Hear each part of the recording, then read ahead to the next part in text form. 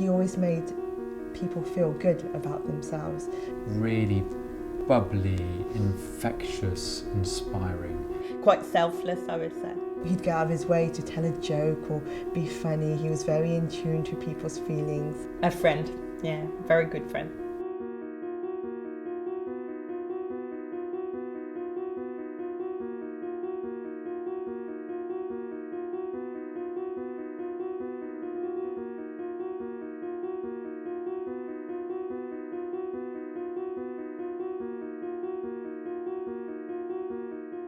He always kept very strong roots to the local community and, you know, people of Southampton. He always believed that you should help anyone you can, possibly have an impact, positive impact on as many people as you possibly can. So one of the things he did in Southampton was he mentored long-term unemployed people, and then he also worked for Shelter in London, where he helped homeless people.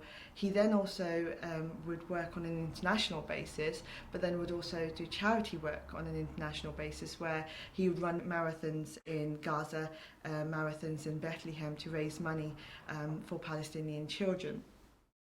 Just a very generous person that always said yes if he could, and always looked for ways of helping and supporting other people.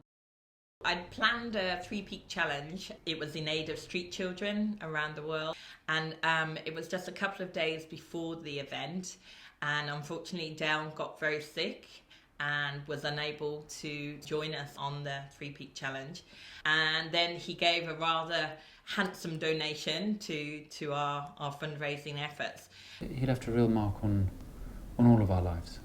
Dale came from a great city with a really warm, loving family environment. The inspiration that came from his family, and in particular his mother, I think showed him that he could fulfill his potential. So the house we now live in, we affectionately call Dale Singh Residence. And when we first went to look at it, it was just an empty shell. It used to be an office and everything was plastic and polystyrene, and Mum and I saw no beauty in this house. Dale and my younger sister saw something we obviously didn't, and so as a family we bought this house. He pretty much looked after. He was working abroad in Afghanistan at the time. He was working on his politics. He was still doing all of his charitable work, and then he was dealing with the construction of our house.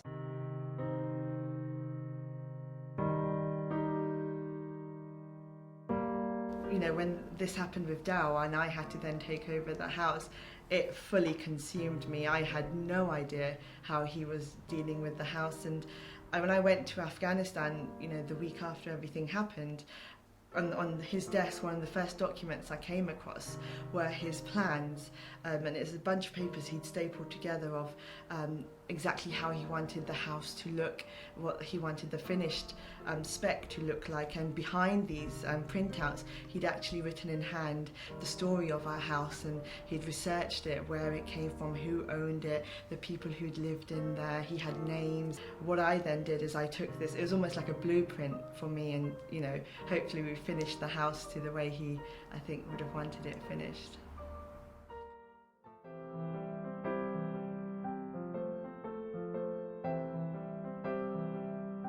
I hope that through the Dale Singh Foundation that we can carry on with some of the good work that Dale did in his lifetime, and then create a legacy for Dale of the goodness that he left behind.